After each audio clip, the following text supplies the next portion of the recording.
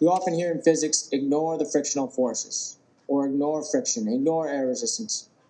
Friction is kind of a physicist's crazy uncle. It's always there, but it doesn't really help you out a whole lot. In this lecture, we will look at the effects that friction has on an object and how to calculate it. Static friction, also known as stationary friction, opposes an impending motion between two surfaces. Static friction only occurs when the object is not in motion.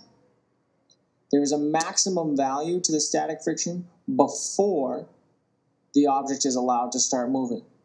The maximum value for the static friction force is always greater than the sliding friction force or kinetic friction force.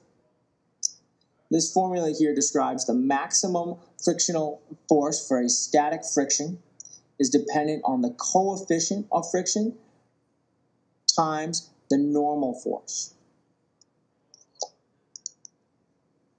For two objects that are in contact with each other, either stationary or moving, friction is caused by microscopic little bumps and ridges that align and hold an object together. In the case where an object is sliding, the friction converts kinetic energy into thermal energy. Once again, we have the formula here with a little bit more explanation. The direction of the frictional force is never given. It is always opposite the applied force. So if you're pushing to the right, the frictional force will always be to the left. The direction of the frictional force, once again, is always either opposite the motion or the applied force. Keep in mind that Fm stands for the normal force and not the net force. The reason that you don't know the direction is because the normal force is perpendicular to the surface and doesn't denote or doesn't give you enough information to be able to interpret which directions it's from.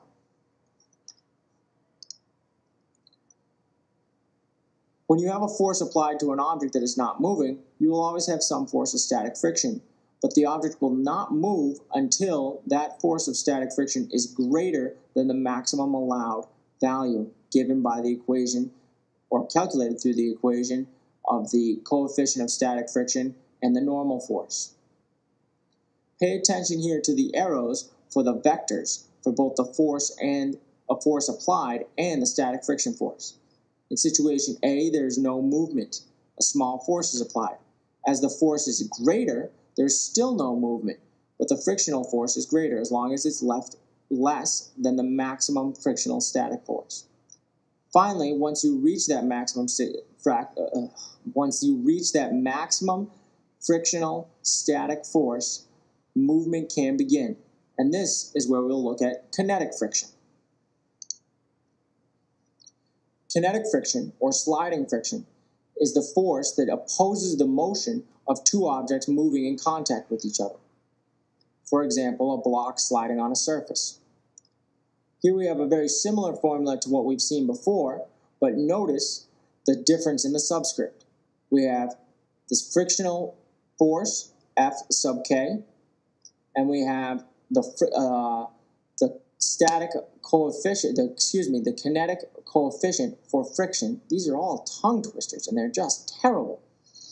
But the kinetic coefficient for friction, mu sub k, and again, the normal force.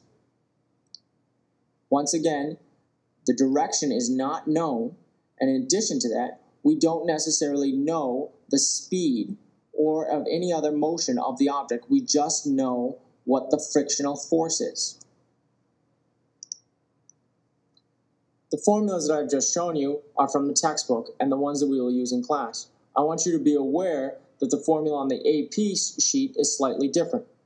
It combines both of those equations into one simple one.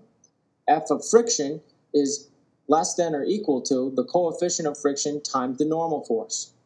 The coefficient of friction can either refer to the static or kinetic friction.